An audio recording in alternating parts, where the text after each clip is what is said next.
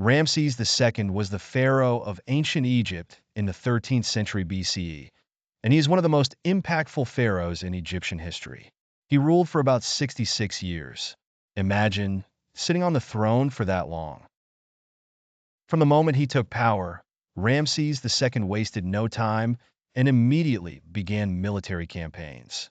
He is famous for the Battle of Kadesh against the Hittites, one of the biggest and most well-known battles in ancient history. Even though the battle didn't have a clear winner, Ramses II emerged like a Hollywood hero, promoting himself as having crushed the enemies, and even wrote these stories on the walls of temples. Ramses was also a master builder.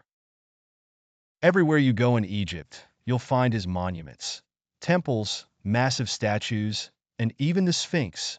One of his most famous projects was the Abu Simbel temple in southern Egypt, carved into the mountains and adorned with giant statues of himself and the sun god Ra. When you see these statues, you'll feel like Ramses had an extraordinary sense of self-appreciation. On the family front, Ramses had an army of sons and daughters. He married many times and fathered many children. Some sources say he had over 100 sons and daughters. So, not just a king, but a super dad as well. Ramses saw himself as a god and considered himself beloved by the gods, as evident in all the inscriptions showing him standing next to gods like comrades.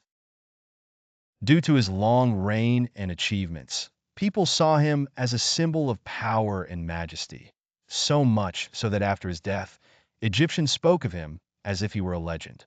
Ramses II wasn't just a warrior and builder. He was also a skilled diplomat. After the Battle of Kadesh, Ramses decided to resolve things diplomatically. Years after ongoing conflicts with the Hittites, he signed a peace treaty with them, considered the oldest known written peace treaty in history. Imagine!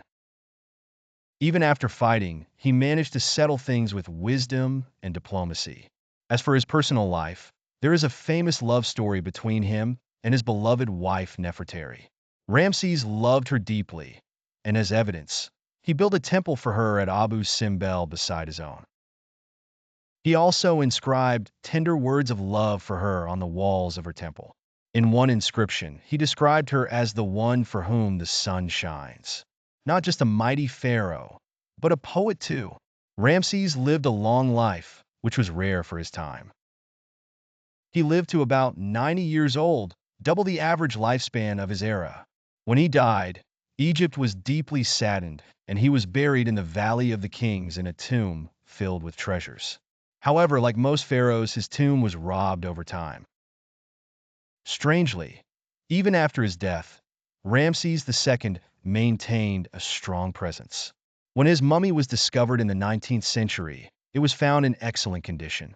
When they took it to France in the 1970s for treatment against fungi, they received him there like royalty. The mummy had a passport with the occupation listed as King of Egypt, deceased.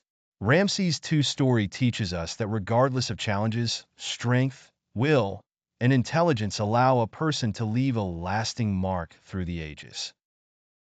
Ramses was not just a king, but a symbol of power, intelligence, and love as well. After Ramses II's death, his legacy remained not only in Egypt, but also in his influence on subsequent generations of pharaohs.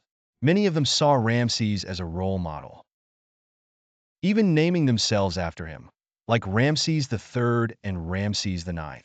They viewed him as a symbol of majesty, striving to follow his footsteps in building, ruling, and expanding. One of the most interesting things that happened regarding Ramses after his death was the discovery of his mummy in the 19th century.